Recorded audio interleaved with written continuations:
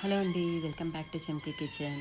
ఇవాళ నేను పచ్చి కొబ్బరితో ఒక మంచి రెసిపీ చెప్తానండి. ఇది పచ్చడి అండి. ఇది ఎంత బాగుంటుందంటే ఏమీ తినబుద్ధి అవ్వనప్పుడు ఒక కొబ్బరికాయ ఉంటే చాలండి, 10 నిమిషాల్లో ఈ పచ్చడిని చేసుకోవచ్చు. నాకైతే ఇది ఉంటే పక్కన ఏ కూరలో అవసరం లేదు, అంత రుచిగా ఉంటుందండి. ఇది టిఫిన్స్లో కూడా చాలా బాగుంటుంది. మీరు కూడా ఒకసారి తప్పకుండా ట్రై చేయండి. ఈ రెసిపీలోకి వెళ్ళిపోదామా.